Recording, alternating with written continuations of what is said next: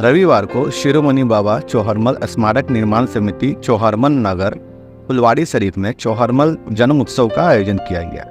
इनकी जन्म उत्सव पर हाथी, घोड़े, ऊंट आदि के साथ डंका, ढोल, मोर बाजे के साथ हजारों की संख्या में चितकोरा के अंबेडकर चौक से फुलवाड़ी के चौहरमल नगर तक एक शोभा यात्रा का आयोजन भी किया गया।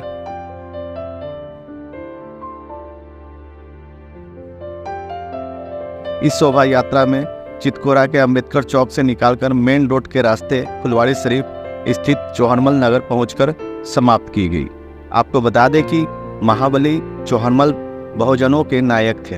इनका इतिहास बड़ा ही त्याग और संघर्षमय रहा है। बाबा चौहरमल का संपूर्ण जीवन शील सदाचरण का अनुपालन करते हुए समांतवाद के विरुद्ध छेड़े गए संघर्ष का प्रतीक है। अपनी जान की परवाह न करते हुए बाबा चौहरमल ने बहुजन समाज को सम्मतित शोषण और अत्याचार से बचाया। महाबली बाबा चौहरमल बिहार के रहने वाले थे। उनका जन्म 4 अप्रैल 1313 को चैत्र पूर्णिमा के दिन बिहार में मोकामा अंचल के धरौनी टोला गांव संकरावार टोला में हुआ था। तब इस क्षेत्र को मगध के नाम से जाना जाता था। इनके पिता बिंद मिल, बिहारी मिल और माता रघुमती थी। चौहरमल शारीरिक रूप से बलिष्ठ, सुडौल, सुंदर और संयमी थे। वे दूसरे गांव में जाकर भी सामाजिक विवादों को सुलझाया करते थे।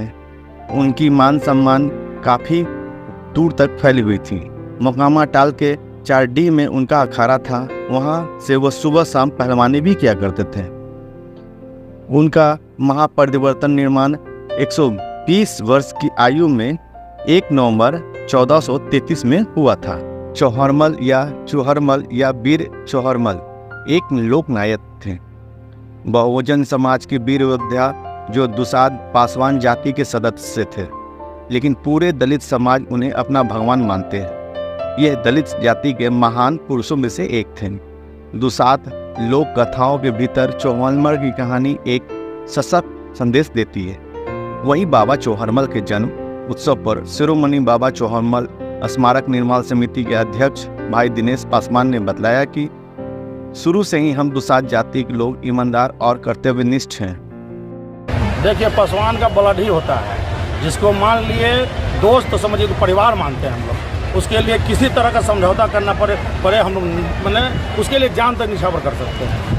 तो शुरू से इतिहास गवाह है कि जितने भी चौकीदार रहे हैं पूरे बिहार में, पूरे इंडिया में, तो दुसाध जाति से ही आते थे। ठीक है, तो भाई स्वाभाविक है जो विश्वासी जाति होगी और जो बहादुर कौम होगा वही ना रात में पहरा देगा। सारे लोग घर में सूझ जाते थे और हम लोग का कौम रात भर, अभी तो मान लीजिए लाइट है, पंखा है, मोबाइल है, ये है वो है, उस समय तो कुछ था नहीं, जंगल झाड़ था और लाठी लेकर, न कोई बंदूक था न कुछ था, सिर्फ लाठी लेकर हम लोग जानवर से भी रक्षा करते थे गाँव को, और चोर चुहार से भी रक्षा करते थे। तो भाई तो बताने की जरूरत नहीं है। इसी कारण से बाबा चौहरमल दोस्त की बहन को बहन मानते थे, ये जान लीजिए। और उनके लिए बहुत सारा अग्नि परीक्षा से गुजरे भी, ठीक है ना, गुजरना पड़ा भी, और सच्चाई के मार्ग पर चलते रहे। हम लोग जब पूजा कराते हैं राह बाबा का, चौहरमल बाबा का, तो देखते हुए आग पे हम लोग चलते हैं नंगे पाँव, समझे, बांस पर चढ़ जाते हैं। उनका तो कृपा बना हुआ है कि हम लोग को कुछ होता नहीं है। ऐसा कहा जाता है कि वो बुद्ध से भी प्रेरित है, बुद्ध से भी प्रेरित रहे हैं, और वो बहुत ही सत्य अहिंसावादी थे, जो हिंसक नहीं थे कभी भी। बहुत मुश्किल से ही वो कभी कभी तलवार उठाते थे। आप अरे भाई, आप मान लीजिए, देखिए सीधा सीधे हम आपको क्या बोले, पासवान तो छेड़ता नहीं है किसी को, और छेड़ दिया तो छोड़ता भी नहीं। एकदम क्लियर बात है, एक लाइन। तो भाई स्वाभाविक है, जब हमारे पूर्वज अवसर थे तो हम लोग भी वैसे ही ना रहेंगे। सिपाही बंदूक नहीं रहेगा तो कैसे होगा? अरे भाई, तो सरकार किसी की रहे, क्लियर बात है। हम राजद में नेता हैं, नेता अपनी जगह है, पहले मेरा समाज है। हमारे समाज के साथ अगर कोई किसी तरह का व्यवहार करेगा, चाहे कोई रहे, तो उसको बख्शा नहीं जाएगा। आरक्षण खत्म करने की बात करेगी, उसको बख्शा नहीं जाएगा, चाहे कोई। चलिए ठीक, हम ये नहीं बोल रहे राजद हो बीजेपी, कुछ नहीं। जो हमारे हित की बात करेगा मैं उनके साथ हूँ।